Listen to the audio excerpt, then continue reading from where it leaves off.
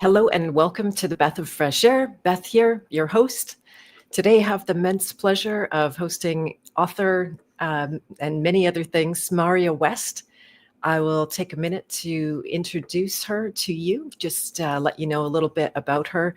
Her and I have been friends on Facebook for some years, and her post just always popped out at me. And finally, I saw, wow, this woman is fearless. She has a voice. She's kind of like me in some ways. We might find a lot of common ground today. And thank you for being here, by the way. If you're new to the Beth of Fresh Air, it is here on the King Hero channel. We are live on Facebook and YouTube and Rumble. All of these podcasts always get uploaded about 24 hours after to the Spotify and all the podcast channels. So if you prefer to download and listen rather than watch, you are most welcome to do that. Hello to Patricia, who's in the chat already, and Mike New. Good afternoon to you as well. So Marja West is an author, a Hermetic natural law principles mentor, and a leading expert in energy kung fu mastery, outing the gynocracy, which I'll ask her what that means, reality creation in her 39th year as a trauma-based mind control deactivator, de-armorer, focusing on hand-holding survivors of human trafficking, rape camps, satanic ritual abuse, cult, tribal, and NSP abuse, which is narcissistic, sociopathic, psychopathic abuse. Boy, we might have to have several conversations with Marja. To evolve from victim to victorious. Well known for her zero-filtered, laugh-out-loud humor and disarming, electrifying presentations, Marja is the author of the book Effed Wide Open, The Rude Awakening of the Heart-Based New Humanity. She's also a medical intuitive, martial artist, singer. I love her music and her voice, by the way. Multi-instrumentalist, musician, dancer, yogini, plant lover. Oh my goodness, so much. So welcome, Jackie, by the way. Nice to have you here. And without further ado, I'm going to bring Marja on. Hello and welcome, Marja. So great to have you here. Hi, darling Beth. How are you? I'm very well. Yeah, always so happy to do these podcasts. They're a complete joy for me. It's a real privilege to be able to speak directly with people and ask them questions that maybe other people would like to do. So yeah, this is a beautiful thing. Well, thank you for having me. It's my great pleasure. Yeah, you have such an expanse of work. How long have you been doing all of this? What was the moment when you began? Well, I'm going into my 39th year, and it was actually quite by accident because during the 80s, when I was raising children, I was selling insurance. And I was a punk rocker by night. And I started my journey with a Jungian therapist, and we started doing dream work, which I was completely against. As a busy woman at the time, the so-called yuppie, and really buying into that and living in the San Francisco, which I now call the San Francisco Bay Area during the 80s, the relentlessness of just the fast pace of hustle culture was already infecting me. And I was very unhappy in my marriage. I had survived the most horrific childhood with a man-hating psychopathic mother. My father was not in the picture.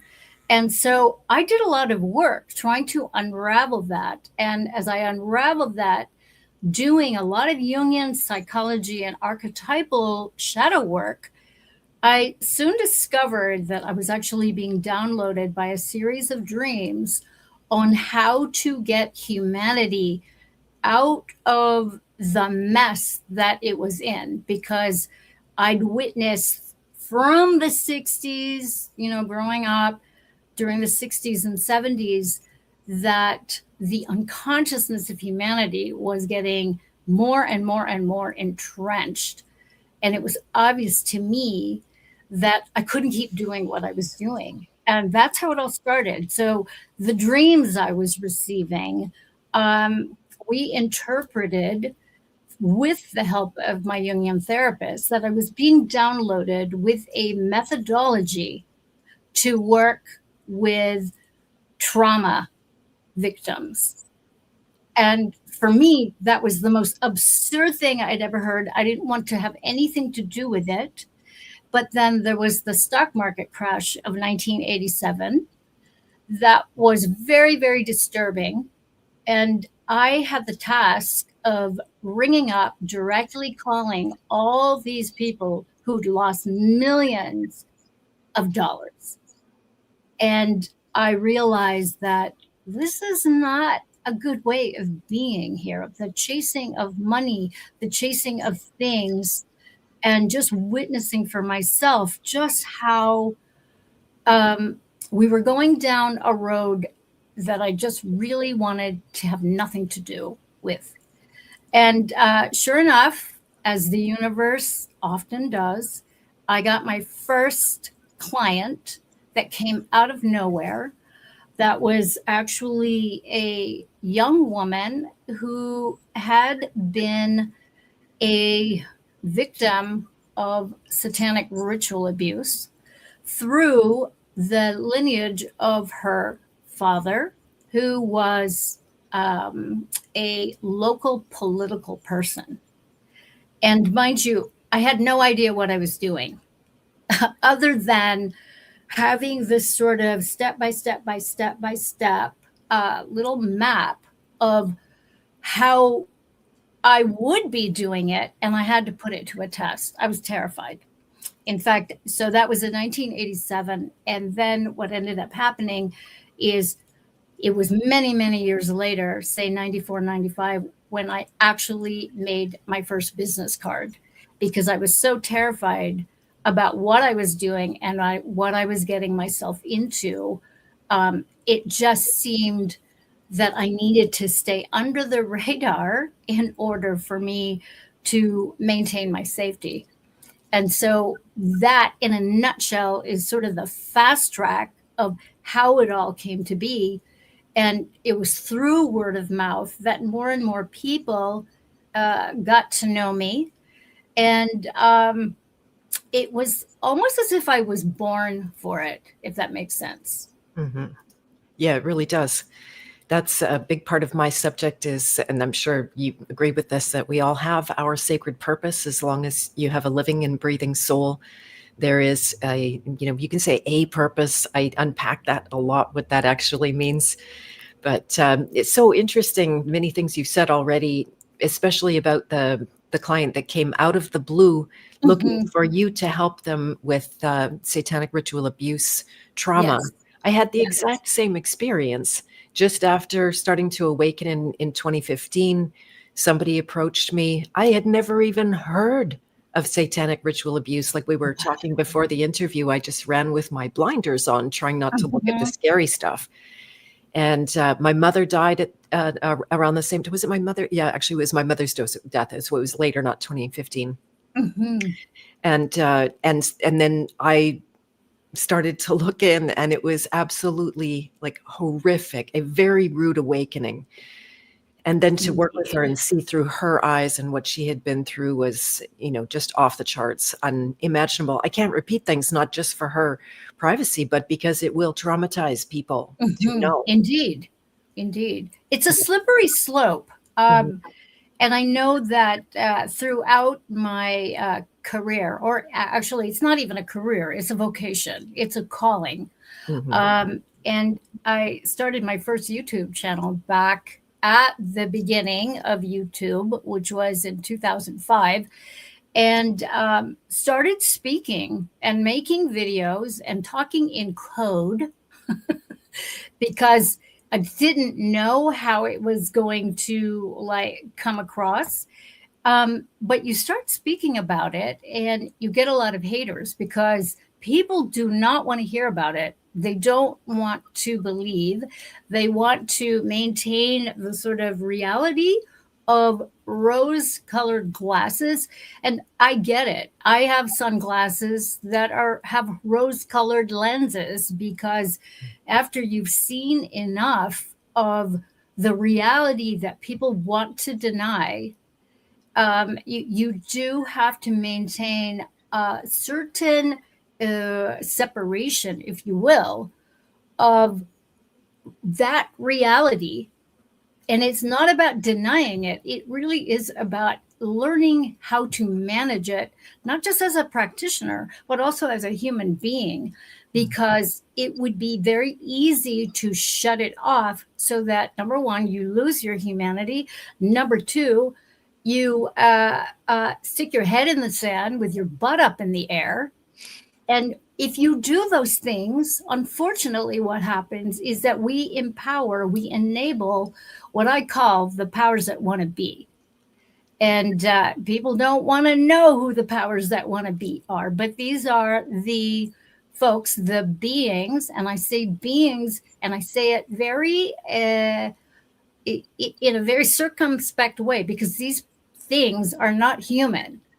But if you know enough about our galactic and our history, it won't be so far-fetched. So I will just leave it at that, because it's a whole other rabbit hole to dive into. There's a whole other conversation, if you know what I mean. And I know you know what I mean. Yeah, I do, exactly. I like what you're talking about. First, a couple of points about belief. This has been on my mind. I'm sure you've spent time with this as well. And it's so flaky, the belief. You believe in this, you believe in that. You forget what you go to sleep at night, completely forget what you believe in, have to remind you and everybody the next day about your beliefs and all of that kind of stuff. And then this, so like, well, I don't believe that evil is happening in the world. It doesn't matter whether you believe it or not. It has nothing, like, reality doesn't depend on your belief. We're also going to go deep into why nature doesn't give two shits about how you feel. Similar principle, as a quote from Marja. And yeah, that what you're talking about, that how do you manage it? I was down the rabbit hole. I was looking at everything. I was educating myself on behalf of my client so I could help her and understand the culture she had grown up in, the very weird culture, speaking of culture here on Beth of Fresh Air. And then there came a point where it's like, okay, now I know, now I have shattered my disbelief or shattered my beliefs in a, more benevolent world. And I don't need to immerse myself in it and keep traumatizing myself every single day. Right? That is a fantastic point. And that is something that each and every one of us, especially if you're doing this type of work, you have to learn how to self-care.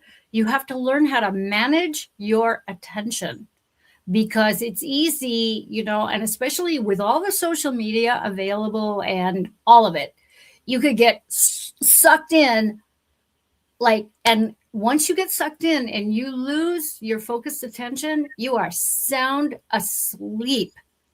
And that is the trouble with getting inundated and, as you say, re-traumatizing your point, over and over and over and over and over again. And this is what I find is a problem in a lot of talk therapy, because a lot of these therapists are not trained in trauma. They are not trained in holding space. They are not trained in psychopathic abuse, NSP abuse, narcissistic, sociopathic, psychopathic abuse. They're not. And they don't even know how the world works, a lot of these people. And I'm not getting down on them, but there's a willful ignorance when you stick your head up in the sand, and you don't want to know how the world actually works, and you just want to be stuck in the matrix in pop culture and just go your merry way. And that's a fine way to be. But, once you start waking up to the truth of not just who and what we are, but where we are in existence and the systems that we interface with, you can't hit the snooze button and get comfortable.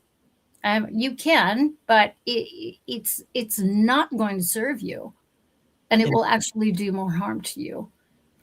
Exactly. Yeah, there's many points where we would suppress, and the continuing to expose yourself, whether it's to the really extreme traumas of SRA or the daily insults of the government making new restrictions against you, or whatever it is, immigration. There's endless amounts of problems that we're facing these days, and Mhm. and then so by looking at it too much, you will suppress. By denying it, by just trying to look away, it's all suppression.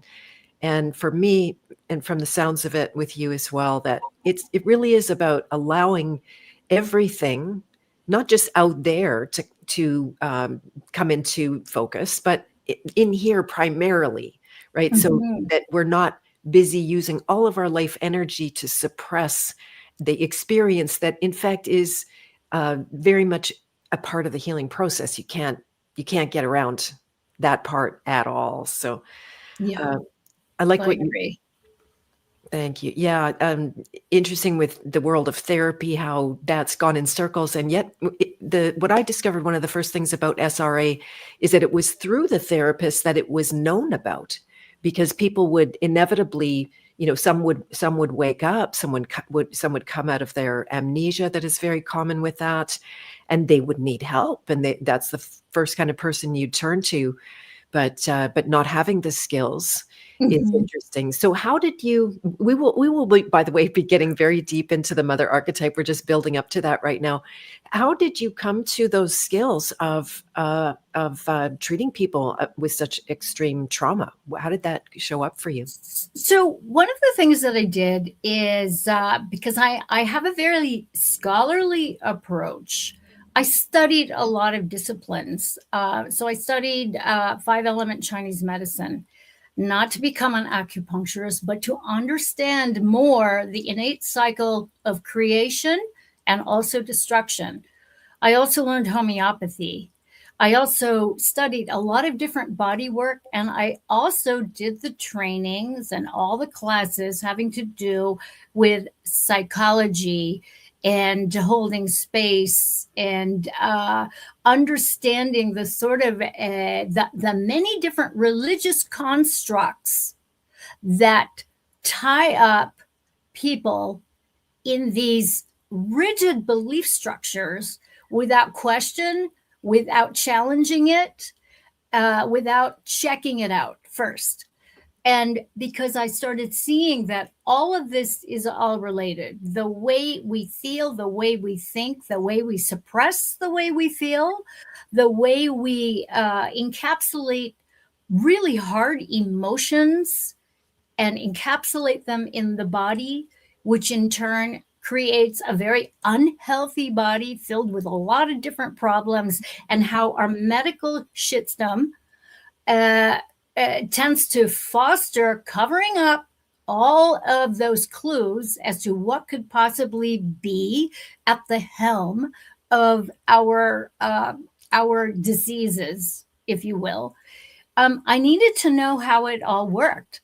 And so, with I had a hard science background in physics and astronomy. So it really allowed me to start asking the questions that I needed to ask in order to understand how the physical universe works, and how the physical universe and how our relationships or lack thereof can actually morph our physical bodies, our emotional bodies, our mental bodies, and how that all works. And so, looking at the Hermetica, looking at natural law, looking at how a lot of that gets sort of bastardized through religious constructs, I just really dove in. And a lot of my diving in happened before I was in my 20s, because I was always curious about human suffering,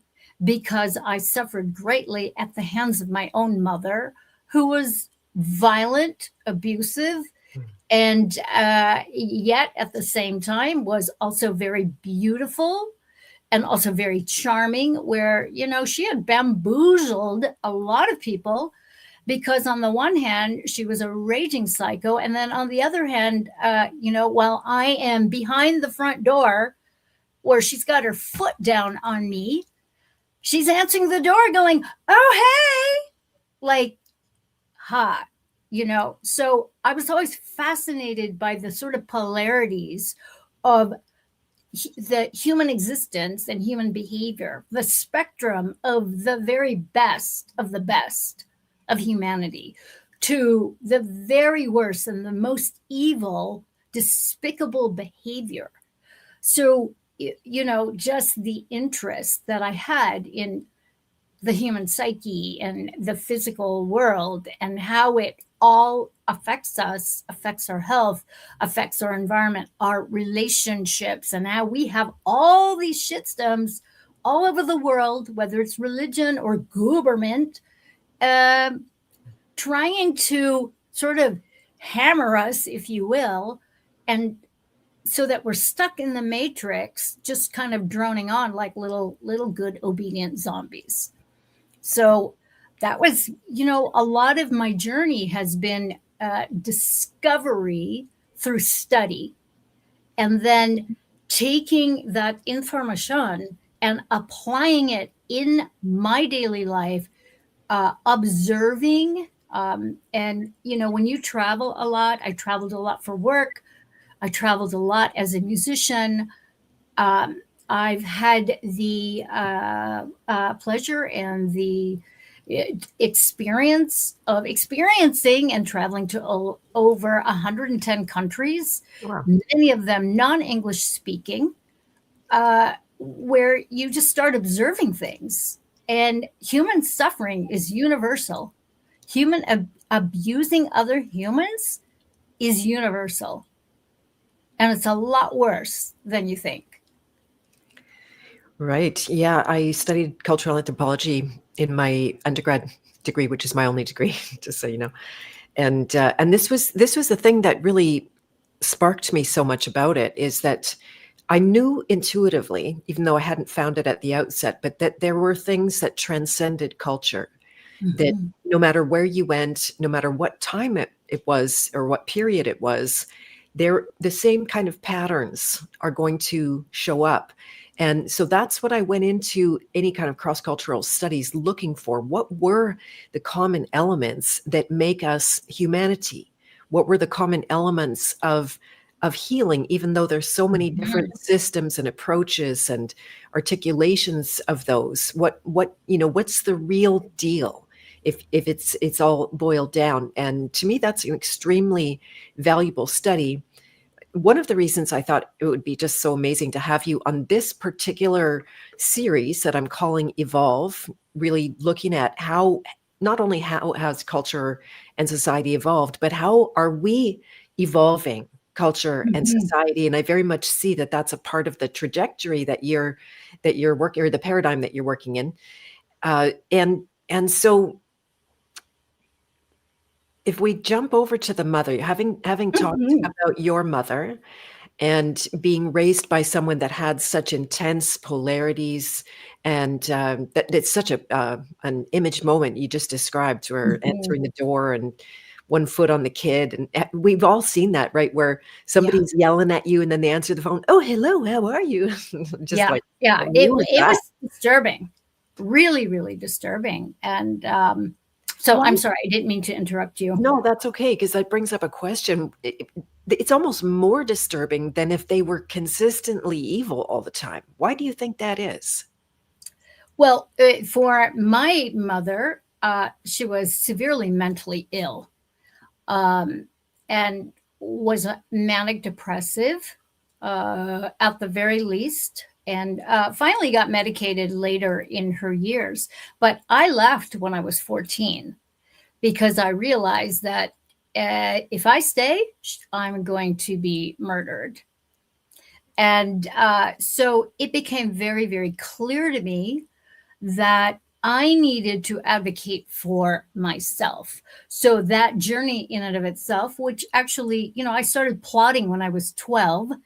because I read the Hermetica, the Kabbalion, and realized, wow, okay, I have to create my own reality. And the way we get out of um, abusive situations is through trial and error. And it was very clear to me by the time I was 12 that this woman, she is not to be reasoned with. She's not interested.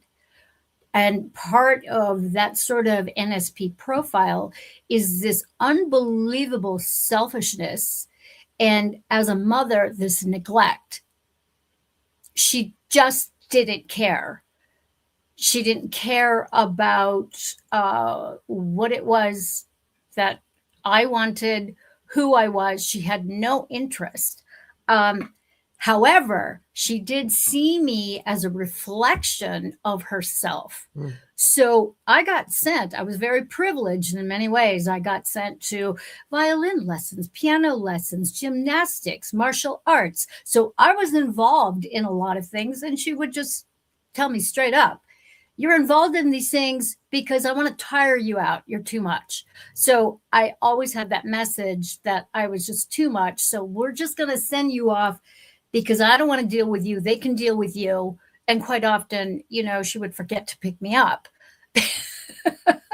And I would end up either getting a ride or walking home or whatever. So clearly at 12, and with the Hermetic principles, and also applying the Hermetic principles, as above, so below, from within, so without, I realized I have to change the way I think, because the way I used to think was I was a piece of shit. Why won't she love me? And I used to follow her around as a toddler, 3, 4, 2, 3, 4, 5-year-old. Why won't you love me, mommy? And my mother was beautiful, and I used to stare at her. She's so pretty. And, she would just push me away, or I would follow her into her, and she would slam the door in my face. That sort of messaging that we get, if we get that from our mothers and they're not interested, they're distracted, they just want to push you away, that message it's a mind effing conundrum, because our mothers, kids, are our first interface with the divine feminine. She is our first interface with how women should be, quote unquote. I put that in quotes. So with my experience, I didn't want to be anything like her. So I had the fortunate grace of having a best friend across the street, Becky Goldberg, and I would go escaping over to their house, and this family loved each other. We would sit around at the dinner table, and these people liked each other. They had conversations, they had exchanges, they would share their days. I was never asked any of that. In fact, I spent a lot of my mealtime alone. My little brother is in front of the boob tube. I wanted nothing to do with the boob tube. I used to go around and unplug it because I would see people just kind of losing consciousness. Nobody's home. Anyways, I'm getting a little sidetracked, but my point was, it's all good. It was a very painful discovery to realize at such a young age that I did not matter. And I need to figure out how the world works. Otherwise, I was going to get sucked in and, disappear into oblivion. And so that's pretty much how it started. And so one of the things that we learn when we're having contrasting experiences is that there's this experience that is really, really painful. And then there's another way of being. So I started experimenting with the Hermetica and the principle that the universe is mental. The universe is mind. So if you can imagine things in your mind of how you prefer to have things, you could change it. And I started playing with that, and I started noticing change in my reality. And I started separating myself from her craziness and started really noticing how she controlled people around her. She controlled people by being a bully, and she was always superior, just in her education, and she thought she was smarter than everybody else. And I just never wanted to put on those airs because she was mean to people. I did not want to be there. I wanted to be kind-hearted, to be in my heart, to be a creative person. And she gifted me with all these different skill sets and all these lessons. And I realized that I can put all these to good use to benefit myself so that I can make myself good with the world. Okay. And then also realizing too, as I started my trek into the world, that even though I wanted good things in the world and I was tapping into that, there was also the polarity that there was evil in the world. And I witnessed a lot of shitty, horrific things in my journey out into the world on my own. So it's through contrast. And I'd have to say the school of hard knocks, really, because there are these sort of tracks of formal education and studies and classes and you going to uni and all that kind of stuff. But then there is the world. Humans are going to reflect to you places where you need to be more conscious, you need to be more aware, you need to perhaps avoid it entirely. Be aware of your senses and your periphery vision or your 360-degree vision. Because I was out in the world at such a young age. I did all my drugs before I was 15. And I realized, and that included alcohol, that if I want to be out in the world, I can't be stoned, I can't be tripping, I can't be drunk, I can't be blacking out. I need to be sharp and ready to bolt or ready to fight, ready to run. So I always had a sort of go bag, if you will, to just be prepared because I trusted myself, but I didn't have enough trust in the humans that I didn't know, even though I was working the Hermetica, to actually trust that I would be in the right hands. And, I've had a lot of close calls. But there was something that was like wide awake within me, your intuition, your gut feelings, and that's one of the beauties of growing up in a very messed up, dysfunctionally violent, neglectful household with somebody who was just all over the map and had no emotional management going on, is that you develop your psychic ability, you develop your gut feelings, you start to really develop this inner compass that would let you know it's time to go. Exactly. Yeah, that phrase hypervigilance, which I'm not saying is what you were going through, but the abuse, unfortunately and fortunately, right? It's everything that is of harm in the world seems to come with a gift if you do the healing work to truly receive it. And Yes. and yeah, that's what I started to notice with all of the women that came to me with more intense traumas. They had gifts to the same proportion. And some of them were dangerous because they might dig their heels in and go, okay, I'm not going there. I'm going to have to retreat. I'm going back into, I'm going to have to separate. And you can see, I also had a client for a short time that was outright psychopathic, diagnosed psychopath. I know better now than to enter that arena. It's not my Mhm. place. I actually work at the other end of the scale when people have done endless amounts of work on themselves already. Mhm.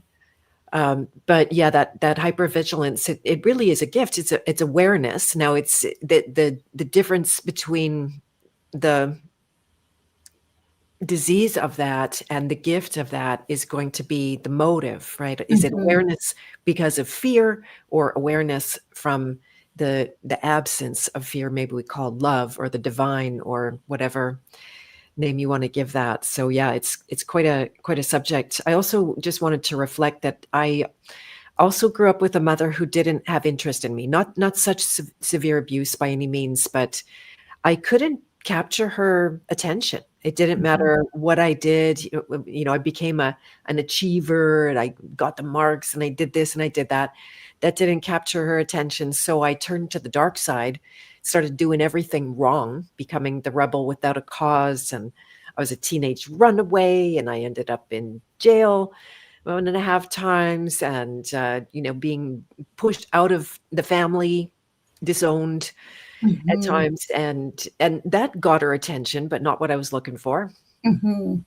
And that yeah, that mother element, and I was wondering if you think that, I'm not sure how old your mom would have been, but there is something about, or maybe you consider yourself in that generation too, with the boomers. I'm not a boomer Definitely. I'm a bracket. boomer. You're a boomer? Okay, well, I'm a boomer. 1959. So, yes, I would be okay. considered a boomer, a late boomer, but a boomer nonetheless. Right, right. Well, you're unique among boomers, and I can see how that could have been very isolating for you, because I was born to the boomers, and Mhm. I spent a lot of time with them and all the family. I was actually really just musing about this yesterday, how if you get real with them, that is such a massive infraction, and you get beaten down for that, and you get Mhm. ostracized. And my aunt keeps reaching out. After 2020, I got divorced from my family divorced me because I was speaking out. I got one aunt, she pursues meeting with me, but she cancels on me every single time we make a plan. And I want to say, hey, there's an elephant in the room here. Should we just talk?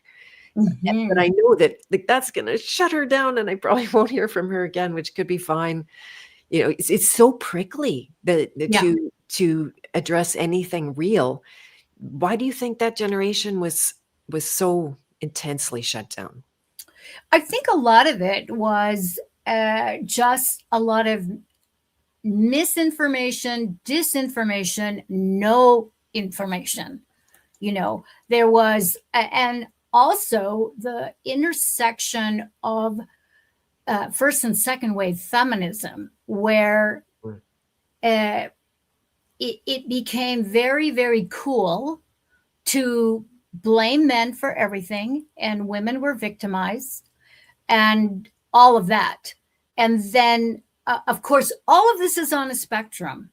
And then there are the camps within feminism that I witness, where you have the lesbian feminist separatists who want nothing to do with men, and then the sort of sex kittens that want to manipulate men, and then you have the sort of boss babes, the early form of boss babes, the women of my generation, or say my mother's generation, who wanted to just achieve and have careers, and not having anything to do with men. So you've got all of this sort of, I don't want to say they're negative, but they are divergent pathways, to say the least.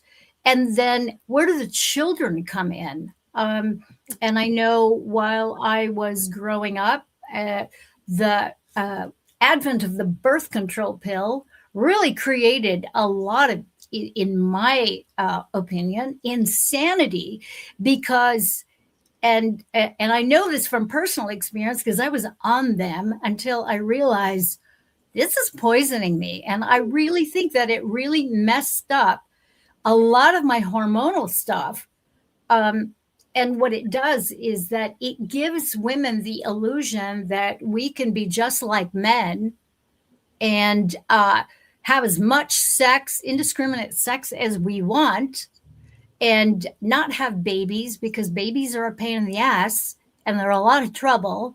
And I don't want to do it because I want to party or I want to have a career or, I just don't want to do it. And so for me, all of that created this sort of, it was just the complete antithesis to me of what I considered was the goddess and the divine feminine and woman. She is the bringer of life, not the denier of life, the taker of life, the aborter of life, and say what you will. I get a lot of hate from women. I believe in pro-choice. Good for you. Good for you. I'm happy that you have made that choice. I'm not denying anybody's choice, but I know that for me, as a woman who had to face my own conflicts regarding abortion, I've had 5 in my life. I regret every single one of them. I still feel the energetic ties to each of these beings to this day. And so, that sexual revolution called sexual freedom for women via the birth control pills, via second wave feminism, via, be all that you can be, bullshit, complete bullshit in my opinion. And that is from my own personalized experience. These were not wise choices, but they were choices that I made based on my own ignorance of failing to see the long run or see the long run affects energetically and psychically based on, I'm going to do whatever I want. Yeah. I'm smiling. It's not freedom. Right. It's coercion. It's coercion based on your own dysfunction and your own inability to see the active shadow selves within you. Yeah. And each one of us, regardless of our experience with our mothers or our fathers, it doesn't matter. We all have our bits and pieces of shadow selves that we need to address. And that all needs to be addressed, in my opinion, before you have any kind of relationship, before you have any kind of family. You need to check all that out, because that is the only way to know if you are going to be a good human being, is to unpack all of your shadow material based on your neglect history, all of your patterns, because, and a lot of people don't want to believe this, but our family lineages, hands down, all of their stuff from generation to generation to generation, and it keeps going until one person in the lineage has enough gumption to do the work, to do the shadow work, to break the cycle. And a lot of people think that's bullshit. Well, not me. That's exactly what I found. I don't know if you're aware, but I'm a cancer survivor. 25 years ago, I was told I would survive. And I definitely found the roots, the intergenerational roots and visions and memories I couldn't have had at the depth of a lot of that. Yeah, so I totally believe that. And wouldn't that be nice if we dealt with our bits and pieces of the shadow before relationships and kids? But honestly, it ends up being exactly the other way around, that we play out the shadows through the relationships, through the children. Yeah. And then just pass on the wound. Like you said, you have to draw the line in the sand, and it's not an easy line to draw, because it's easier to just go along and get along, fake your way through it, pretend to be happy. It was interesting. I think you've nailed it, because that generation, when they did have babies, they did it for themselves. They did it because they wanted fulfillment. They wanted someone to show off how great they are. If your children do well, then that must mean you're awesome. But they didn't have that true drive of the maybe a more pure nurturer who was Mhm. called to help things grow, to help beings Yes. go from undeveloped to develop, being developed. So Mhm. that's a wonderful point. And I just have to super emphasize what you said also, that doing whatever you want is not freedom. Many Yeah. people chase that. That's what I noticed. My parents, they say my dad, he worked a job he wasn't happy in, so they started a business. They got into their own line of work, kind of being the king and queen of the castle. And but they made themselves jail in their own work, in their own culture, and the time of it, and the stress and everything like that.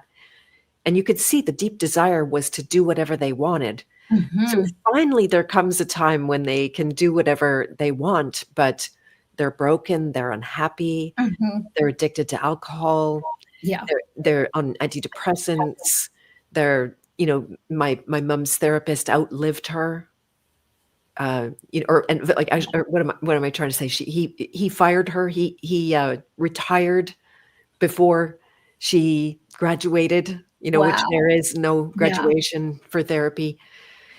And then, yeah, the babies are just they're in the way. And the style of raising them was, oh, if they're not crying, then they Mhm. must be fine. Leave them be, Yes. Yes. and leave them to each other. Yeah. Right? We were never really with the adults. We were cloistered off with other children. We had a separate Mhm. table at meals were for the bigger part of the family. And I always craved to be with the adults because the kids were just as dumb as me. I couldn't learn a thing from them, right? And That's a good point. yeah, and even into the adulthood, I would see the older generation would still get together and have their parties. We were never invited or included in that. Mhm. And you think like, oh, I just never did graduate into getting any interest from that generation. I would go to family gatherings. This is cathartic for me, so I'll stop after this. But I would go to family gatherings. No one would ask me, "How are you?" This question would not come out of their mouth. There would be Yeah. lots of conversation and talking and all kinds of subjects, and no lack of engagement, but never a "How are you?" or "What have you been Mhm. doing?" Yeah. or "What do you do?" Yeah. Right?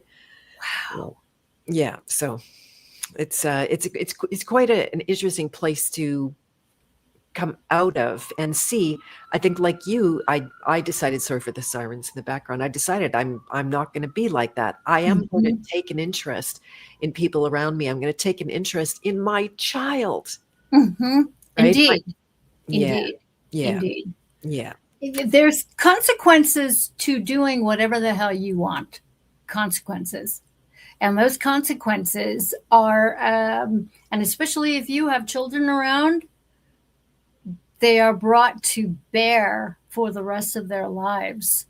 And so the universe brought me three little beings when I was about 20, 21 years old. And I dated a man for very, very, very briefly. And I became the babysitter for his twin boys. And then he confessed to me that he had an ex wife that was doing prison time, who was a heroin addict. And she just had a baby girl. So I ended up with this baby girl when she was 9 months old, and the man that I dated, the boy that I dated rather, went off to India to pursue spiritual things. Came back a year later as a Hare Krishna. Oh, So yes, so Jacob became Johari. And I remember picking him up at the airport, and this is after he's been gone for over a year. I was co parenting his kids with his parents, who were actual neighbors of mine. I had no idea the connection between, because they never talked about their ne'er do well boy, right?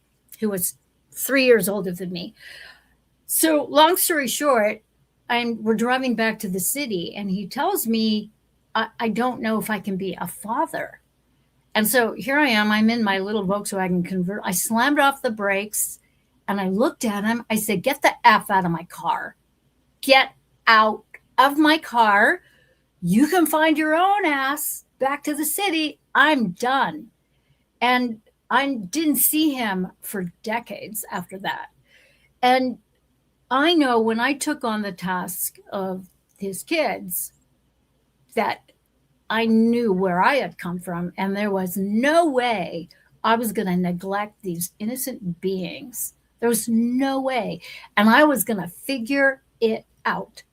And I remember, I'm fond of journaling. So as a little girl, I journaled and drew pictures and would make collages and all this kind of stuff, and caricatures, a lot of caricatures about my mother, from what I remember. So I remember journaling about the kids and what it is that I would have liked from my mother while I was growing up. And I took those wants and needs of my little girl into account and applied it to these kids, my stepkids. They weren't mine, but I raised them. And was it easy? No, it was not easy, but I was committed, and I essentially wanted them to have the experience of being wanted, being heard, being engaged with, and I had a lot of stuff going on, but one of the things that I've got is a lot of energy. And so I had a lot of energy for them, a lot of enthusiasm, and their grandparents were fantastic. So there was a lot of support there. And we didn't have a television. We had experiences with one another because I noticed while I was under my mother's roof, that the TV would, to a certain degree, be a babysitter. And I wasn't going to do that either. So once again, learning how to parent, how to mother, coming from my own wants and needs of what I needed from my mother, but didn't get. And it just seemed like, to me, a logical and a heartfelt way to engage these little beings. That's amazing. They had you. Wow. Wow. Well, way to go. Yeah, it was a lot of fun in a way, because I think we saved one another. Yeah. Yeah. That's beautiful, because you often can't, you definitely can't go back into your own past and fix any of the wrongs there. That's the past Mm-hmm. is the past, as much as Yeah. the programming says you should want that, or that you do want that. And so mostly, there are some problems you can't fix in your own life. I remember Mm-hmm. talking to someone whose children had been stolen by the psychotic ex and lied about him, and he lost access to the children. And I remember thinking, yeah, he may never see his children again. That's a reality. But what did he do? He turned around and became an advocate for others and raising Mm-hmm. awareness for this Yeah. kind of phenomena that happens. And, so that was how he healed from it. He couldn't fix his own situation, but he can help others maybe not have to get so serious. Watching people like him really did change the way that I am with my ex, because I saw, the rubble and the fallout and the very absolute kind of worst case scenarios play out. And I just decided that's not going to be me. I'm not going to stress my son out like that. We learned to get along for the most part miraculously from just my own inner work. He didn't change, but things change. So Yeah. yeah, That's yeah. beautiful. Good for you. Thank you. Thank you. So back to this mother archetype. In my experience, all of the archetypes have both an awakened side and a shadow, more hidden side. The mother is the shadows come forward. I mean, the mother, in a way, to me, is like an offshoot of the nurturer archetype, Mm-hmm. and not everyone has it all the time. Having a child can bring it up big time. And so when I think of the mother and the main shadow that surrounds it, it is, you said some words like being a bully, being superior, Mm-hmm. being also jealous of Mm-hmm. children, Indeed. not wanting that child to grow and especially not surpass the mother, Mm-hmm. and needing their dependence. Yeah. So, not really helping them develop and grow into independence, but the opposite, continuing to leave them dependent. Mm-hmm. How do you see that playing out in our culture? What are the results of that, Mm-hmm. or That, anything more that you see? that's a great question. And to answer that, I want to make clear the energy of the mother and the nurturing. And this is part of I think it's part of the inherent divide within women, is that we as women, and when we're mothers, we're no longer in our feminine as mothers. We are in our masculine. It's Right. another way of being outside ourselves because we're moving from our hearts at optimally out to another person, whether that's a child, a cause, a business, a job. Okay. And one of the reasons why women get resentful is because they're constantly giving, giving, giving, giving, giving, giving, giving. And the self nurturing, or the being the goddess, which is being radiant by just existing. Okay. That's that realm of beauty. That is not being served. It's not being nourished. There is no self care. It is this giving, giving, giving, giving, giving. And that is an energetic, uh, it's energetically nuanced. I wouldn't call it a nuance. I would call it, I mean, it is an all out war against femininity, against the feminine. And so she is stuck between a rock and a hard place of being the divine feminine and yet being in a nurturing role as mother, which is masculine. Hmm. Hmm. Do we see how fucked up that is? And Exactly. and and you have to make peace with it. But we don't make peace with it because we are mind controlled into believing that this is what the feminine is. No, this is what the feminine is in her masculine role as a nurturer. Right. And Right. this is With where a all- lot of men get disrespected because they're supposed to be out in the world and doing all this kind of stuff, and that they're not nurturing, and you don't have to thank them because that's their job anyway. Yeah, it's a mess. And I had to bring it up because I am a very strong advocate for the good men folk. And I get a lot of hate for that because a lot of people think I hate women. No, I don't hate women. Okay. I want women to take full responsibility for themselves in everything that they do, the accountability, and doing whatever the hell you want under the guise of freedom and my body, my choice. It's not all that it's cracked up to be. Okay. Because we have to understand the energetics of the roles that we play, whether we actually choose motherhood or whether we're defaulting to it because we've got multiple baby daddies because we can't keep our legs closed. And I'm sorry to put it that way, but that's kind of where we're at right now with the sexual empowerment, with women weaponizing not just their beauty, but weaponizing sex, weaponizing motherhood, uh, into some kind of like weird business plan. And so I've been on a lot of podcasts where these young women, I mean, I don't even know what the hell I'm doing on these podcasts, but I open my mouth and they're just looking at me like, get her off the air. Now, and that's happened. That's happened where I've been kicked off because what I'm talking about, it won't even register. They get totally defensive and they're totally in there, totally in what it is that they're doing. And unfortunately, these kids are being harmed because they're being raised by a lot of mentally ill women, unfortunately.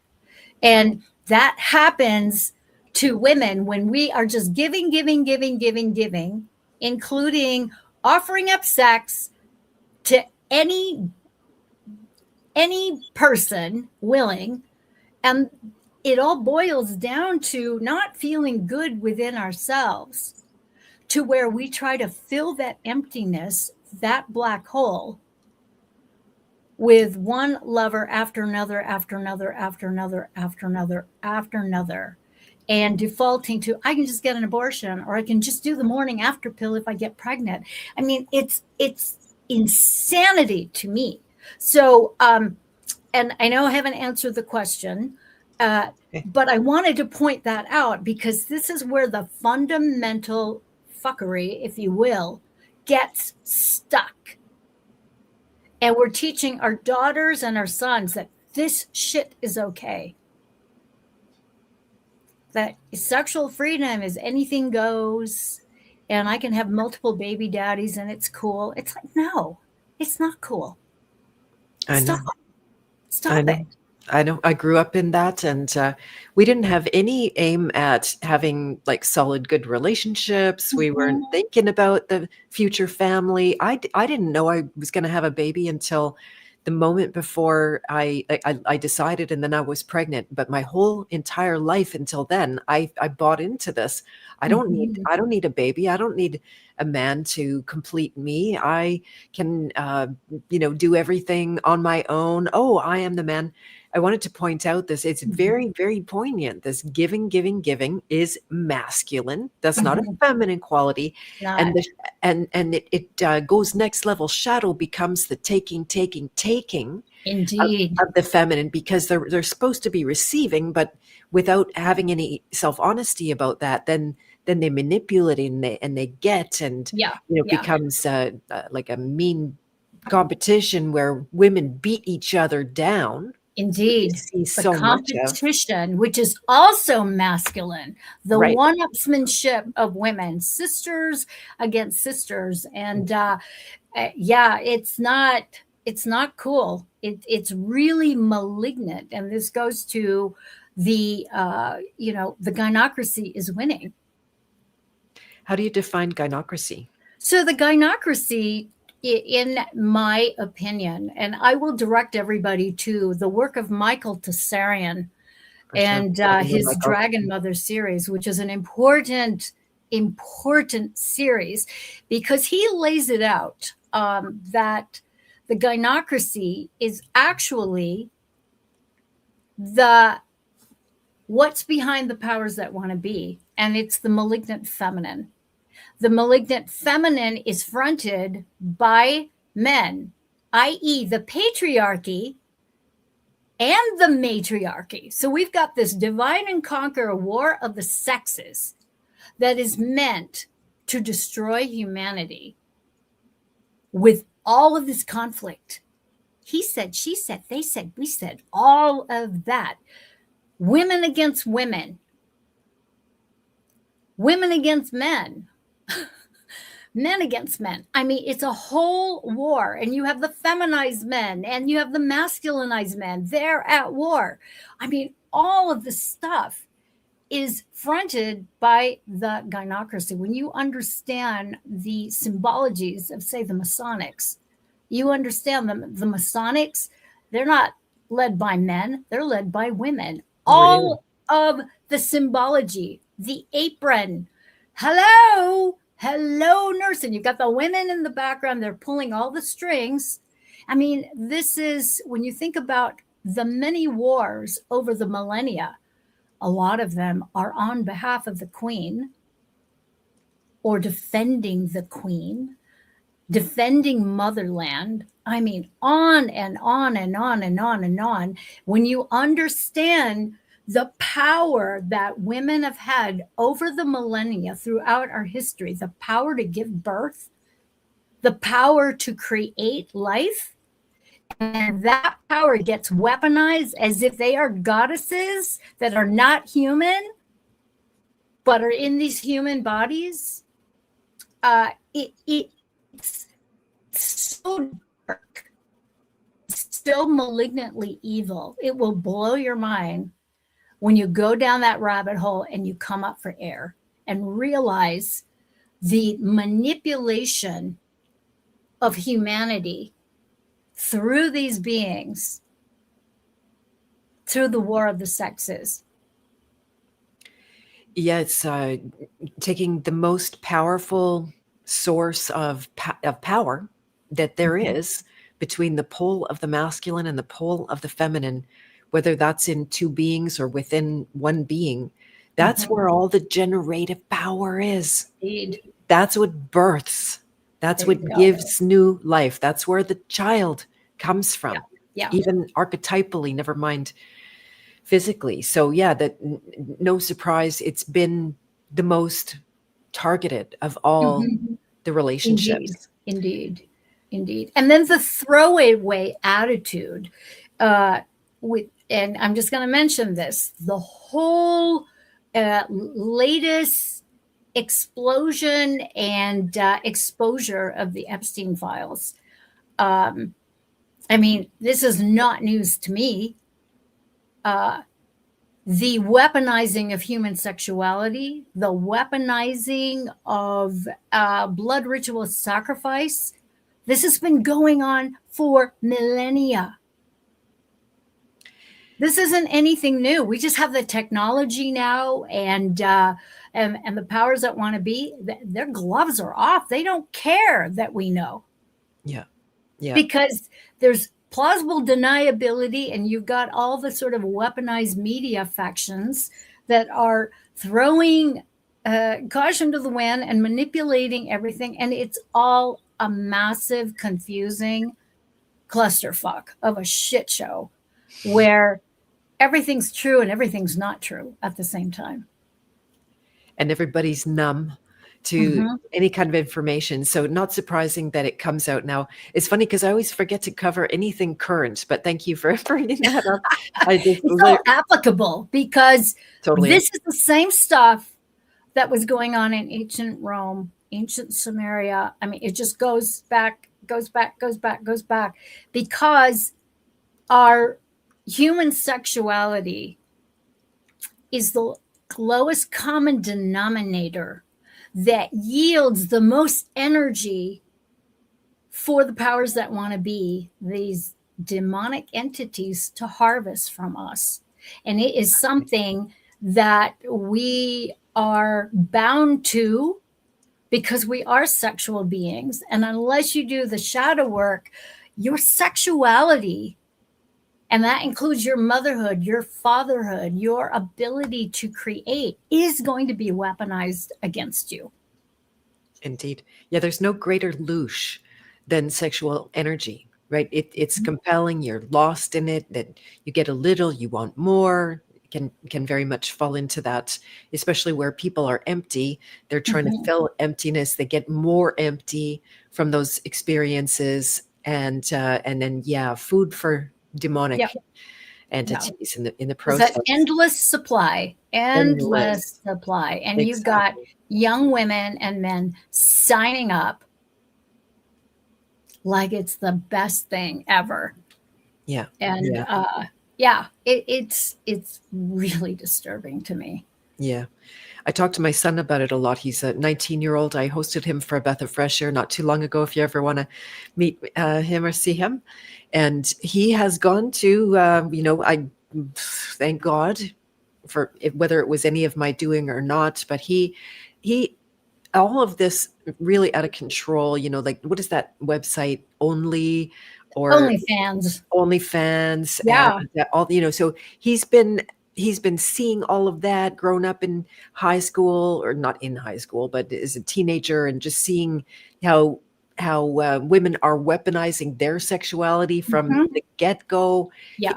Luckily, it polarized him to much more traditional values. Mhm. He came to me and he said, "Mom, I'm not going to date anyone I wouldn't want to marry." And I'm like, really? Took me most of my life to figure that one out. Good on you. I didn't even try. I know, I know. So Yeah. that's the beauty of it being so extreme. And Mhm. I feel like I want to say seven things at one time, but just, in terms of like the looseness of human sexuality and the carelessness and the degradation of the whole thing, and the misunderstanding about the energy and the energetics around it is, if I'm not mistaken, always associated with the fall of civilization, Indeed. right? Indeed. So Yeah. you were pointing towards that. Do you want to say more about it? Well, the fall of civilization is if we are not creating life and we are destroying life through wars, through famine, through the jab, Mhm. Through needle birth price, control. as it were, through birth control, through abortion, and all this is purposeful because all of the remnants are all being harvested. They're being harvested. I've met some of these people that actually indulge in the sort of the most heinous, disgusting, evil rituals. And, there's no soul there in these people. And so everything is harvested, nothing is wasted, I assure you. And it's just shocking to me the level of denial that people are in, even at this juncture where young people are willingly and openly serving themselves up with their legs up in the air, weaponizing it all. And they're slowly being drained of all of their precious life force, and they don't even know it. And so it's just another segment of how humanity is really at the helm of its own demise. And we've seen this time and time again with the fall of Lemuria, the fall of Atlantis, on and on and on. Every major human, all of that, all the empires have gone through this demise. And the lowest common denominators of sex, money, and power, and weaponized technology. So here we are, where we're facing it once again. It's repeating. And of course, let's not forget to mention, because I have to mention it, the trap of reincarnation of people not doing the shadow work. I'll just come back again and make it right. It's like, oh, stop. No. And so the sort of weaponizing of spirituality, we're just going to come back for another incarnation and make it all better. It's like, this is exactly what they want. They've got permanent, just unlimited loosh with the reincarnation cycles.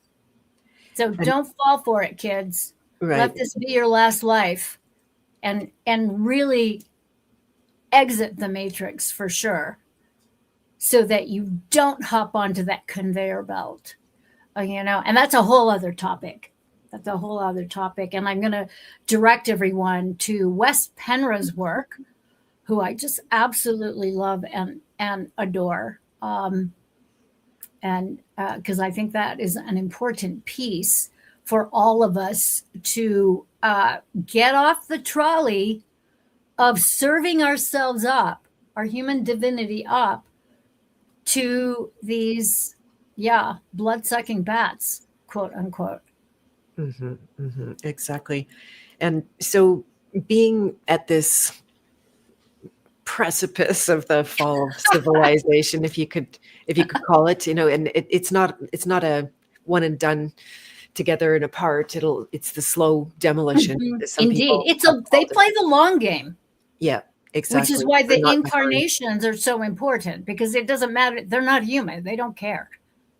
Right. Yeah, But they need us to maintain this reality. Okay. The reality matrix that they have created. And I say time and time again, the world is the matrix. The world is not the planet. The planet is the organic, divine expression that we are, only we're in these bodies. And unfortunately, in these bodies, we are subject to the amnesia ad nauseum of why we're here and why we need to stop reincarnating, because we're on this death cycle. This whole realm of the matrix, to me, is a death cult. Exactly. That's what we're in. And that's why all of the programming, which is my full-time work to help people to let go of, it's you have no idea how incredibly immersed that you are in the death cult. I'm not saying you, Marja, but just Yes. you in general. People criticize me for talking like that. It's all of us. And even the idea of reincarnation, it's totally suspect to me right now, because I seem to have some evidence for that I came to this world with things I might not have been able to get any other way. Why could I know what I know, or have certain experiences already embedded? I even have a memory of saying, okay, I'm going in again, knowing what I know now. I'm actually choosing this. But there's something, that either it's just a really abused idea that we're indoctrinated with, and that there's the competing. You get the more, say, Christian religion saying it's a die and go to heaven kind of thing, and you get in by your virtues, even though they talk against virtues, but that's what they do. And then the reincarnation that like you say, oh, it's just do over. It doesn't really matter what I'm doing here. I feel like those are both completely off the mark, and, as you have said, weaponized against us. And so if we start to turn our attention on this, okay, moving forward, how do we, is it a matter of uncreating? Is it a matter of, you've talked about leaving the matrix of the death cult, and so what are the ways to do that? Well, the main way to do it is to own your attention. Okay. There's such a mystery, and I'm going to put that in quotes, to what it means to be awake.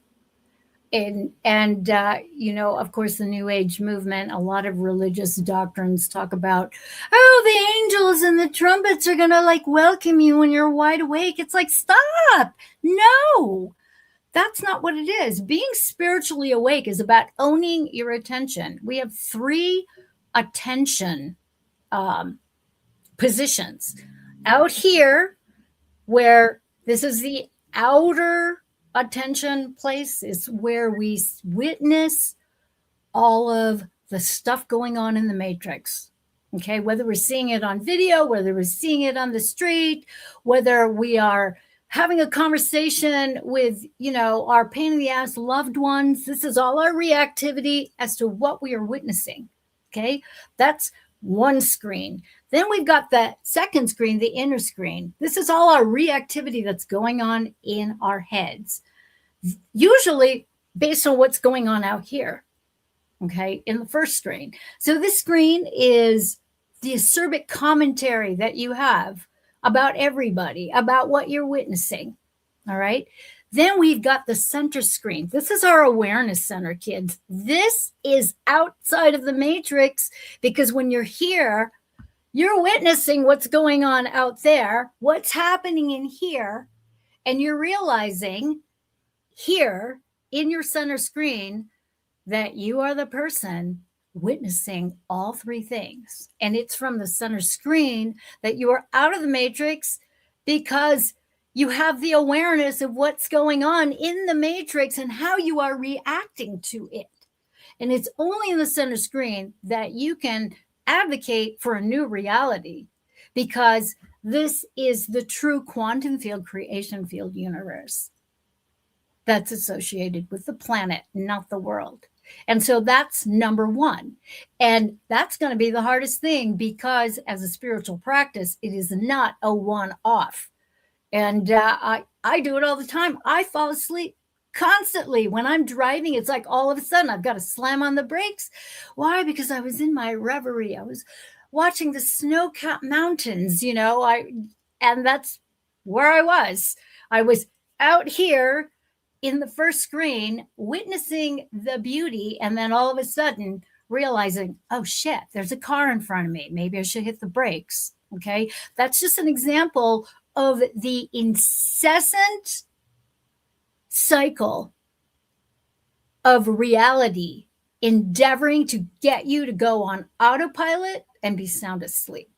So that's the most important thing, is to own your attention. I call it attention management.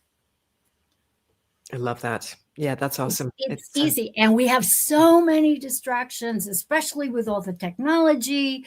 We've got the phones, we've got the computers, we've got YouTube, we've got streaming, we've got Facebook. I mean, just on and on and on.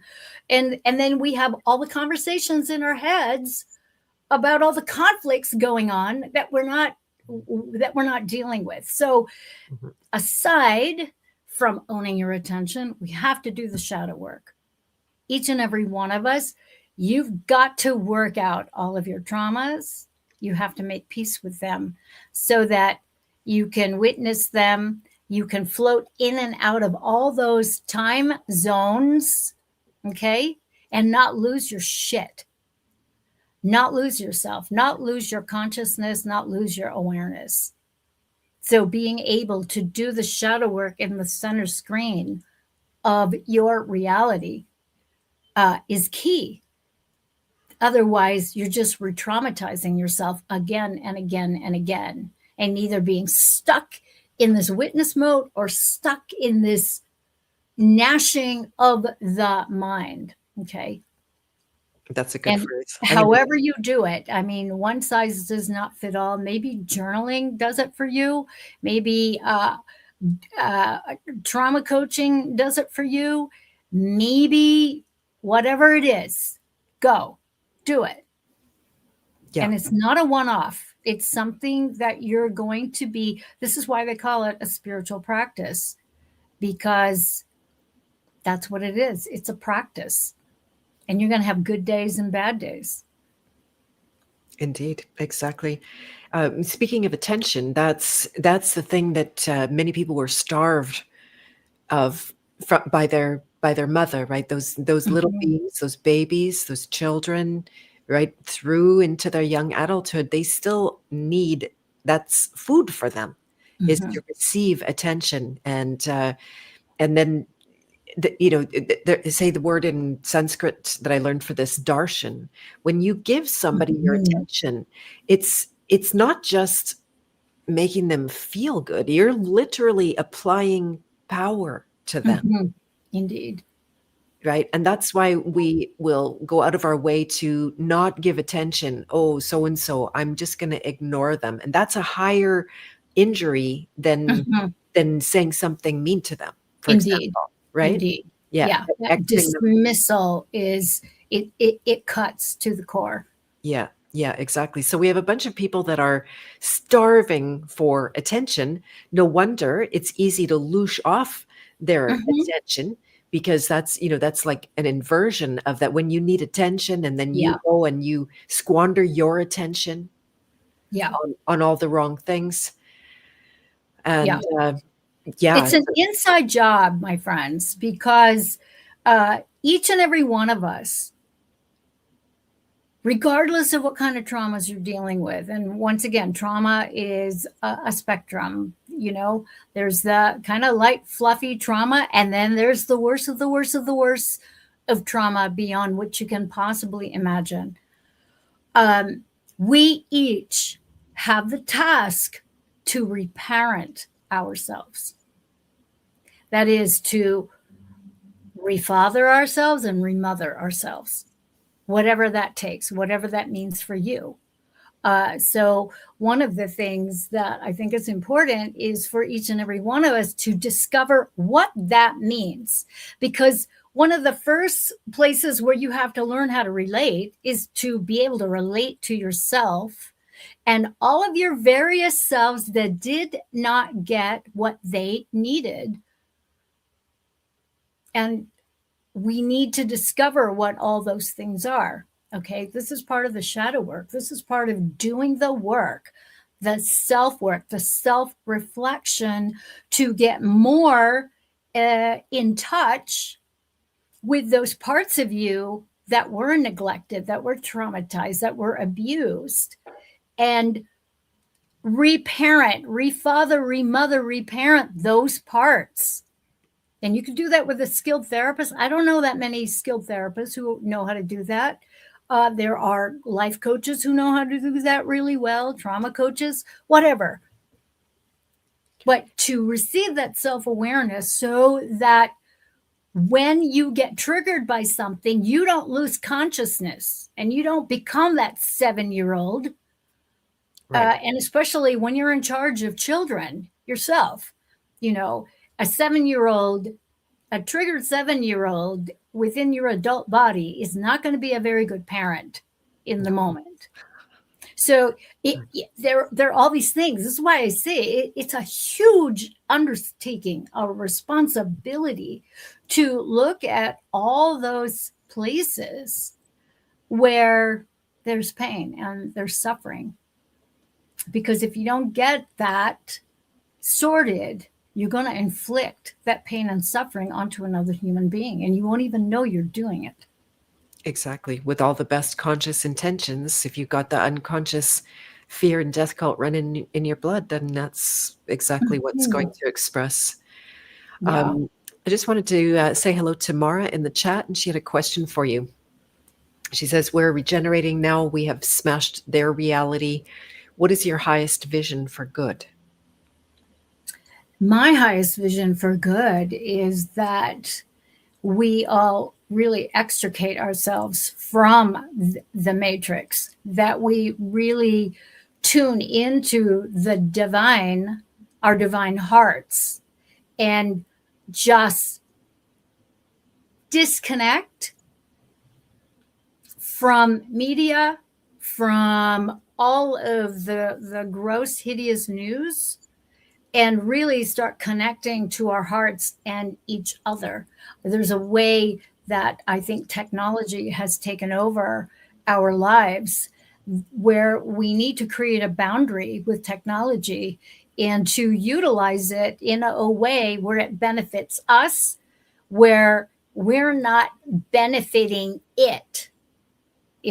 And I think that's a kind of a slippery slope, because I believe that technology can be very, very helpful. I mean, look what we're doing here. Mm-hmm. It certainly helped me in terms of getting my work out to people and to share messages. But I think when it comes to the daily lives, we have to create boundaries around technology, around toxic people, around our own toxic thoughts. So part of my highest vision is that each and every one of us cultivates and develops a very loving and positive self-talk where we stop bullying ourselves. And, nice. It starts with you. And so if we can be more loving with ourselves and more compassionate, then I feel like we won't need a lot of the technology and social media that is supposedly reflecting back to us our worth with niceties. So mm-hmm. I hope that answers your question. Yeah, it totally does. That bullying of yourself, that's how mm-hmm. most people start out in their world of self-help or self-care or therapy, whatever, however you want to call it, is that they're like, think positive. What's wrong with you? Why don't like Yeah. they're Yeah. doing this kind of like let it go already Yeah. kind of thing. And so And yeah. that's an important point, because Mhm. the think positive, that's such a, it's a little triggering. That used to be a lot triggering for me, because think positive, it's hard to think positive when there's a shit show going on and you just feel like you're conning yourself and bullshitting yourself. So I think it is important, and I'm going to direct everyone to read the Kabbalion, to learn how to think properly. Okay. I'm just going to leave it at that. Learn how to think properly. Everyone check out the Kabbalion. It's a quick read, and it's something that you can read again and again and again. I had my kids and I, we read that book again and again and again and again and again while I was raising them. And it's very magical, because we are magical. We humans, each and every one of us, we're here to move formless into form through our own creativity and our own self expression, whatever that means to you. Yeah, exactly.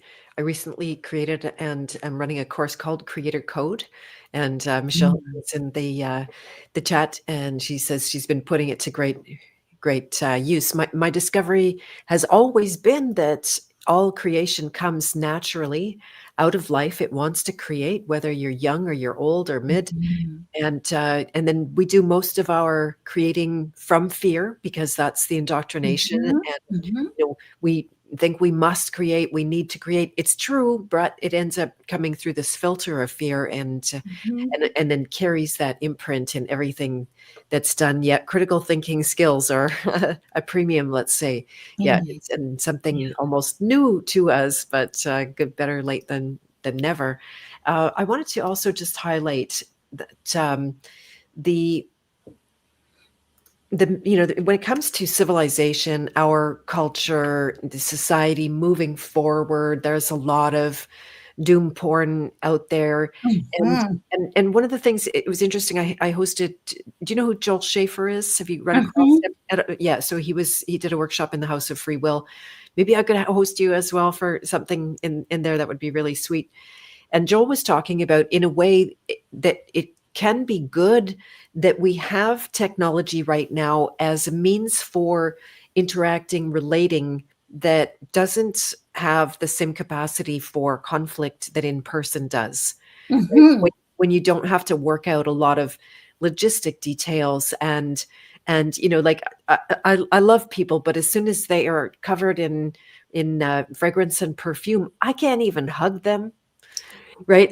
There's little things that end up a conflict in real life kind of things. So he was saying that in a way we're blessed right now, because humanity is not ready to get along. Mhm. Mhm. Right? Everything you've been talking about, all of these wounds and the weaponization, Yes. we're Yeah. not there yet. We can barely do it with a few individuals, truly, and if that's an Mhm. accomplishment. Yeah. Yeah. So never mind living and working together, which is my dream and my vision. And Mhm. I see that we live together, we create together, we are engaged on the land, receiving the gifts of the earth, always creating the new for the ones to come. And Mhm. but it might be a little longer term than I think. Yes, I mean, it's definitely the long game, and so I feel very fortunate, because the people that I work with um, are really moving through at a very, very accelerated pace through their sort of just the traps in relating, even to yourself, through the sort of bullying self talk, the negative self talk, or the voices, the parental voices, the authoritarian voices, you know. And so I think it's a very, very powerful time. And it's interesting that you mentioned the sort of the combative forces of fragrance, because it's been in the last few months that I actually joined a perfume class and a fragrance class, simply because I, as a world traveler, I can't tell you how many times I've like walked through airport gates to be assaulted by, these petrochemicals coming out of these fragrance duty free shops. It's like, holy shit. Oh, I Or know. I get an instant sore throat and I'm out. I'm out. Yeah. But what it's Big done circles around those is stores. that, yeah, you start to understand, like, I discovered a trauma that I had from my mother's fragrance that I had to dislodge from my psyche because it was holding a lot of charge. And so I'm noticing over the last 3 months that my tolerance, it's not tolerance. I'm actually enjoying people's fragrances now. And the polarizing scent in particular, that was my mother's favorite thing, Arpage by Lanvin. It's like French perfume.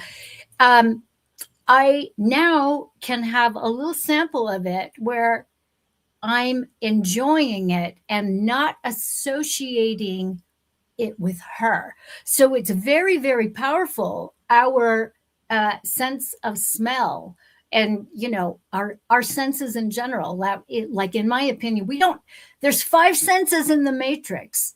In the true quantum field creation field universe, there's 7. Okay. Our 6th sense is our intuition, our psychic abilities. Our 7th sense is the masculine dynamic of giving and the feminine dynamic of receiving. That's our 7th sense. Nice. I love that. Yeah. I love that you define that as a sense. That's amazing. Yeah. I do, because it is our innate generosity and care that the powers that want to be in the matrix want us to give the finger to. Exactly. And isn't it interesting that in the matrix, our 6th sense, our intuition is completely negated, completely dismissed as bullshit. So I just wanted to point that out, because it's something, our 6th and 7th sense are really wanting to be anchored in us humans.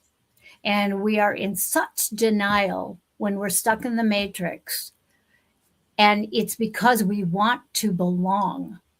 There's a weaponization of belonging to a club, a group, a movement it as a substitute for true connection within our family system, because our family systems are so broken from the umbrella of family traumas, generational traumas, curses, the whole mind control game. Exactly. That goes from millennia to millennia to millennia, generation to generation to generation, unless it is addressed. And it only takes one conscious person in any tribal lineage to have a domino effect in all timelines and all directions and set it straight. Boom. There you Boom. go. I love it. Yeah, so much. You said so much. The reflection of our self-worth through this belonging. I actually spent the whole morning on this topic for myself, just waking. I had a little dream snippet, and I'm like, oh, that's me. It's like, why didn't you include me? It was the only scene of the dream that I remember. And wow. this little Achilles heel. I want to be part of things. I can remember that as a child. It's why I built my own world, because I there's no question of belonging. We're not belonging. Like it's just me, and people come, they go, they, do what they do. And, but this evil of tribalism, as we, we're not as we start to close out, one other thing I wanted to talk about just was with the mother. You can't have a discussion about the mother without talking about birth Mhm. and the role of birth and the giving birth. I just actually gave a workshop for the Free Birth Society, Mhm. and 19 years ago chose a free birth as well, which was not popular in those days. So no Mhm. medical professionals, no midwives of any kind. And that's just because I knew too much about those systems and how they Mhm. operate. I had been educated, and I didn't want to risk going through an experience that I already knew was full of unnecessary risk and harm. Mhm. And the way that mothers have been birthed. I think I just said this again yesterday, but my mom had a twilight birth. She didn't even remember the birth. Wow. It was like Wow. being born to a dead woman. Yeah. I have had memories of that. And so, how do you see this whole? How has this shaped the mother? How can we? The Free Birth Society, shout out to you guys. One of the most Mhm. vehemently attacked organizations that I've Yes. seen.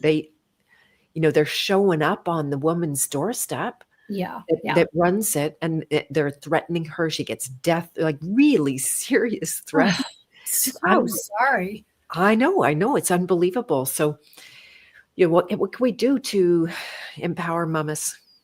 So I think in order to empower, we have to encompass different ideas about birthing. And one of the guests that I've had on podcasts and on my first YouTube channel is a woman by the name of Amber Hartnell, who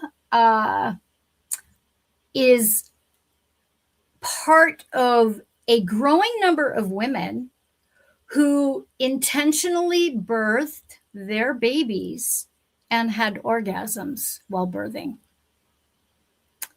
And it was to me, when I first heard about it, I just remember going, that's complete bullshit. But that was because I had to face my own biases. I mean, when you look at media and childbirthing, just nothing but screams, horror, pain, blood, tearing, the whole thing. And then when I came upon this whole growing worldwide community, this global community of women who did the shadow work, who learned how to breathe through their bodies, who consciously intended to be able to work with their bodies and the pains and contractions and breathe life into it, and the possibility of having a full-blown orgasm while you're birthing this child. I was blown away. And it was a way to sort of expand, if you will, and extricate the whole birthing process out of the matrix and into the creation field universe. I think that's one of the things that we can do is not necessarily aspire to that, but really tune in to the body, and work it out for yourselves how you might want to do that, by applying the principles of the Kabbalion, by applying and up leveling the way you think about childbirth, the way we think about the contractions of what it is to give birth, and not fight it so much and not hand it over to the medical shitstoms. I mean, I've heard some horrific stories, and I was actually a Lamaze partner way back when, where my good friend, I saw her turn into like this demon on a dime, and we had worked for months about the natural childbirth, and she ended up throwing. I mean, she just pulled out the phone and threw it at me to get the hell out of the room. It was just the weirdest thing. So you can see how it would escalate all the fear about childbirthing, the fear about pregnancy, the fear about contractions and pain, and all of that. And yet, it is a very natural part of being a woman and bringing forth life through the birth canal. But there's so much trauma in the whole notion, the whole idea of the birthing process, that we need to, I feel like, unpack so that there's a natural opening that goes with the passage of a baby through the womb, through the cervix, through the vaginal canal. Yeah, it's entirely transformational. That's where Mm-hmm. you go from Yeah. maiden to mother. It's Yeah. and you don't look back. That reality, Indeed. maiden is Indeed. gone. Maiden Indeed. is dead. Yeah. To put it Yeah. dramatically. Yeah, yeah, exactly. And we have so little support for mamas, so I think that's part of the reason that Mm-hmm. generations before weren't as affectionate to their children, because Yeah. they were in isolation. Yeah. And it is way more than two people can ever handle. I was a single mother. My son's dad was in the picture, but it was every single day was impossible. Every single day. There was, like, and I Mm-hmm. finally came to peace with the fact that it was impossible, and that let off a lot of pressure. It's like, okay, Mm-hmm. we're not, Good. yeah, it did in the process. But it's made me pretty, just have a high value for supporting mothers Mm-hmm. and recognizing what they're going through. And, if I come across a mom in a grocery store and somebody's melting down, or her child's melting down, and I'll stop and I'll ask, is there any way I could help you this I'm the way? same way. That's Yeah. awesome. Yeah. Or if they're losing their, like you say, losing their shit and they lost control, I Yeah. will again offer to help as a pattern interrupt, just so Mm-hmm. that, knowing they probably won't accept my help, but that they're being seen, not judged, they're Yes. being Yes. seen, and you're part of this community, and that So matters. important. Yeah, exactly. So mamas teaming up and all of that kind of thing is a beautiful remedy that that they need. One last thing before we start to close out today, I wanted to talk about, what were you talking about, like the Dragon Mother series and Mm-hmm. gynocracy and the false civilization sisters in particular, how women turn on each other. Mm-hmm. Yes. They make very good frenemies to your face. They're, oh, you're Yeah. beautiful, and then behind your back, they're really wishing you Yeah. harm and feeling sad every time you have an accomplishment or anything like Mm-hmm. that. And it was on my mother's, the evening that my mom died, and watching all the drama play out with my sisters in the process. And I had this enormous fear come up that there was a collusion between my mom and my sisters. Mm. And I realized in that very thin or no veil time of death and loss, I saw that it was true. Mm-hmm. Wasn't just a fear. This is a reality, and all of the scenes flashed before my eyes. That, oh yeah, there it was, and there it was, and there it was, and there it was. And the conflict that we have with our sisters, because having the conflict directly with the mother is too Mm-hmm. dangerous, Yes. right? That our survival depends on even the bad care of the mother. We made it, even Mm-hmm. though there was, neglect going on. And so then we turn on our sisters ruthlessly. I imagine Mm-hmm. this could happen with any sex of a sibling, but there's something really poignant about the sisters. Is there Yeah. anything more that you'd like to say on that I, topic? I think that's very true. I know for me, my greatest heartbreaks in relationships and friendships have been with women. Men are much more straightforward. Yeah. They don't have a lot of like weird shit going on unless they're predators. And that's a whole other story. But with sisters, going against sisters. And I mentioned this earlier. It's because a lot of the aggression between women is embodied dark masculine energy. And it's automated through the millennia. We are seeing, we're competing for the coveted male, or we're competing for mother's attention, for daddy's attention, for whatever. And I think it is important for each and every one of us to really check in with that sort of reactivity, whether it's jealousy, whether it's competition, whether it's not getting enough, or this longing to have another female, another feminine expression, because in the quote unquote olden days, we all had tasks. Society was not able to exist unless we played a part, and that part was often expressed in manual labor. And so there wasn't a whole lot of time for self-care. There wasn't a whole lot of time for relating. Everything was based on a survival level.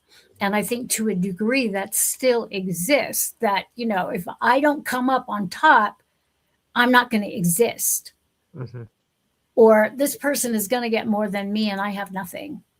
And so I think I think that is a huge component to a lot of the competitiveness.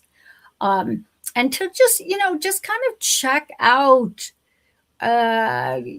internally where your heart is, being a woman, because we do have a history of being the weaker sex, of being the victimized sex, of, whatever. Okay.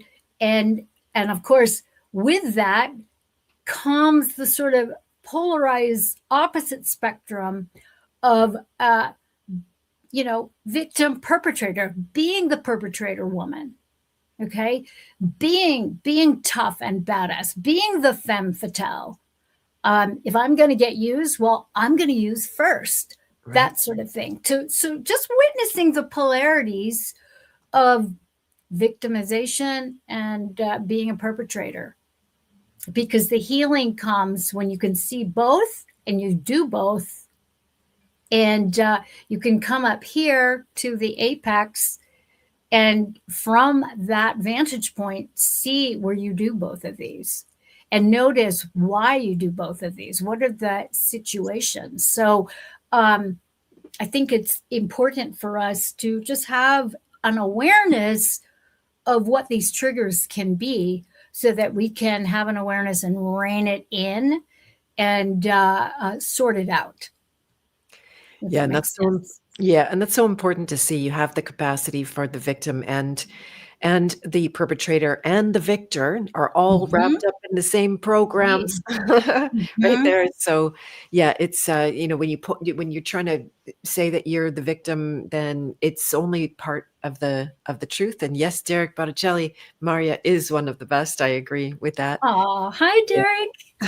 Yeah, Derek, that's awesome. I was on their podcast a while back, and Michelle says she loves the leaves of her citronella. And the oils linger and remind you of warm weather. You're growing it indoors. That's nice. And then the smelly duty free. Wow. Yeah, those places, they could kill me. I shouldn't say it online, but they could kill me with a dryer sheet sometimes. And I know my sensitivity will go down with the detox work that I'm doing, but I'll never ever see that as a good thing. The dryer sheets they're a little much, and it's interesting because I learned through the class that the scent of the dryer sheets are actually based on musk, like human muskiness. And I'm like, funny. What? That's Yeah, disgusting for your it clothes. really kind of disgusted me. I'm like going, okay, all right. That's funny. There But you go. Yeah, fascinating. I can't go there. I'm not into it. Fascinating. Let's see. I think there was one more question, if you don't mind, and then we'll Mhm, wrap up.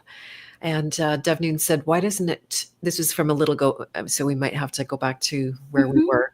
Why doesn't it feel immediately rewarding to work on our objectives? Why do we deviate, Yeah, procrastinate? Maybe it's distractions, and it's not fun. it's It's not. It's it's work. not fun. I know that I've gone through periods where I've worked on stuff and I just get fatigued. And I'm just going, "Oh, I hate this shit." Like, and then I start bullying myself. Like, "Why can't you get it right? Let's get on this." But it's hard work. It is the hardest work that you will ever undertake. It can be really boring, and it can also be really, really painful, and painful, especially if you don't have support or you're surrounded by people who, number one, don't do the work and are just busy, doing the same awful shit over and over again. So a lot of the times when we're doing the shadow work and we're doing the inner work, we're in situations where nobody else is doing it. You're the only one. And so, yeah, it's very difficult work, and not fun, and it's tedious, and it's not a one-off. It's not a one-off, because I have found myself circling back to topics and issues, traumas that I thought I handled, but up here it is again.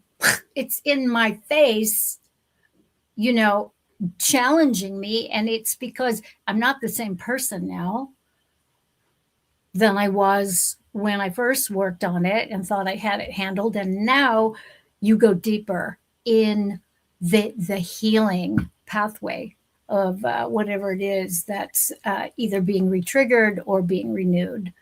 So, yeah, be gentle with yourself, sweetheart.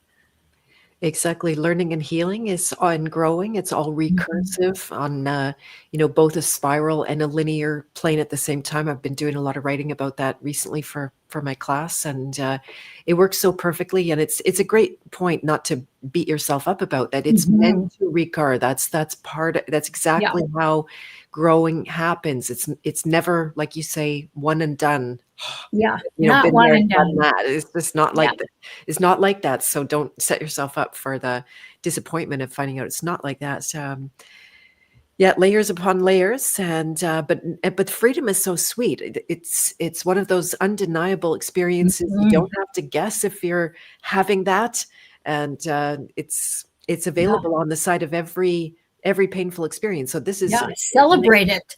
Mm, yep, it's worth it. It's worth it. It's not just for you. This is for those to come, right? Whether it's through your children that you have or the impression that you leave on the Mhm, culture, the mhm. enduring elements. This is very, to me, it's like the only thing to be done at this stage Mhm. of the Yeah. game when all looks lost, but there's no such thing because we know that life goes on. So yeah, NED, welcome to you're talking about your sisters and the conflict. It's like it's in and of itself archetypal. The whole Cinderella thing Mhm. Oh, is built for indeed. a reason. And Indeed. the eldest had a lifelong resentment about her. Yeah, yeah, it's amazing. And then death will really bring that out and forward. So Mhm. it's a good opportunity to deal with your shadows, your crap that is not serving. So, Maria, what would you like to share with us on the way out now? Is there any projects that you'd like to bring people's attention to? I'd like to share your links in the chat. Hmm. So, well, just right off the bat, my website is Oh, lovetruthandbeauty.com. oh, darn! You should have told me Yeah, sooner. don't, yeah. So I just want to say that. I missed it. Sorry about But I have a YouTube channel called Love, Truth, and Beauty, that. Mhm. and we talk about a lot of different topics. And I'm working on a book right now, actually a 3-volume book, which is It is very long and slow. It is the first part of the book is the third edition of my first book, Aft Wide Open, The Rude Awakening of the Heart-Based New Humanity. And the reason why I'm doing the third edition of that book is because when I first started writing the first edition going on 22 years ago, I was 45. And then the second edition was in 2018. I was at a different place. And now here I am at 66. I'm not the same person. I made some very, very false assumptions. And so the follow-ups are really about me coming clean about these false assumptions, because that's the whole thing about growth, is that you will work through things and come to a conclusion, take those conclusions out into your world, your universe, and they're either a go or a no-go. And some of them are like really, really big no-goes. And I feel like I am that kind of transparent person. I can't let it go. Mm-hmm. So I'm going to share. I'm going to share and come clean on that stuff. Because it's very important to really be transparent on the takeaways and also the false assumptions. Nice. Good for you. That's very powerful. And I think about my book, and I'd love to send you a copy, by the way, if you have any interest to read it. Love it. And Thank you. it was just before the apocalypse hit, like literally 5 minutes before that I published it. And so a lot has changed since then. I'm going to let it be what it was. There seems to be enough. I hear good feedback that people are able to make use of the work, and I still stand behind it. But I for sure am a different person. And I think I just have to write new ones. But good on you for going back and correcting the record. Yeah. It's why, and I'll be writing about that gynocracy and my whole journey with the feminine and the masculine, and what it takes to be successful at relating. Because I feel like I'm at a point where I've cracked the code in terms of relating and communicating and doing it in a way that's loving and fresh, as it were.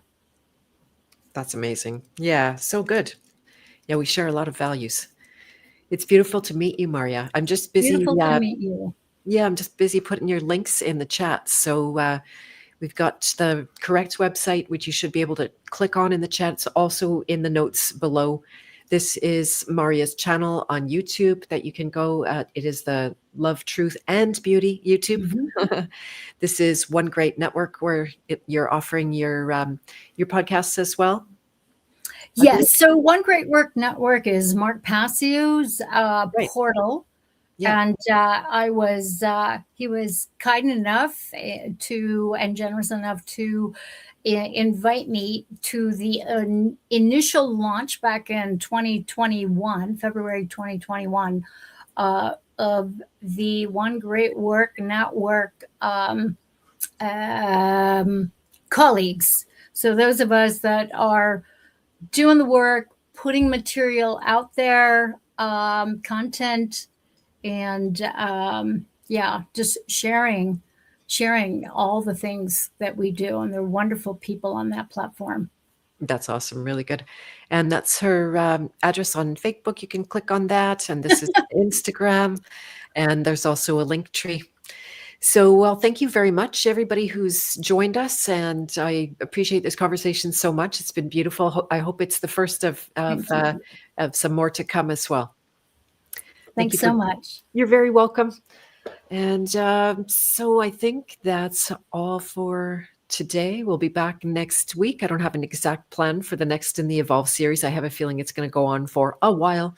There's no end. Every time I turn around, I'm like, oh, that's the next huge subject. My brain's good at big subjects. The bigger, the better.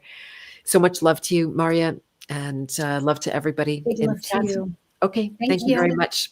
Hey, one last thing I just wanted to let you guys know, because it's timely. I probably won't be back on here Alex Michael, are you familiar with conspiracy music guru Alex Michael? Mm-hmm. Yeah. So he's coming in the House of Free Will next week, giving not quite a workshop, but a round table on creativity. So we're going to sit around with Alex and literally jam on creativity. Where does that stuff come from? Yeah. He's one of the purest. What do you say it? Like his delivery is pure. There's something in it. There's not too many filters. It's coming through. It's just there, and I really love We that. like it. We like that. We appreciate that. Exactly. All right, so that's all, and thank you, Michelle. I appreciate that.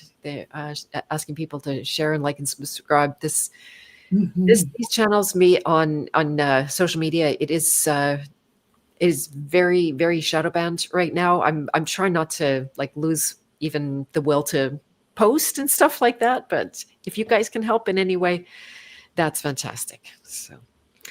All right, everyone. I hope you have a beautiful, like I said, rest of your day. And I'll sing you out with one of my pieces from, I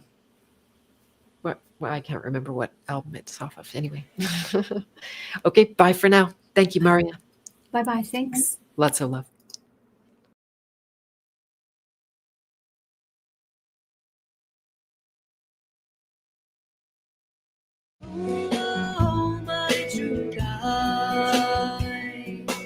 Lord and supporter of all, forever free from identity.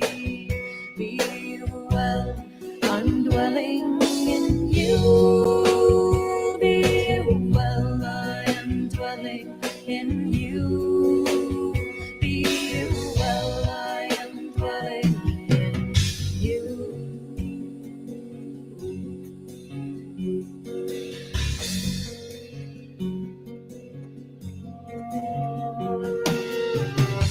Vidrashtanumanta Shivarita Gupta Maheshwara Paramatme Dijapi Yokto Deyasmin Purusha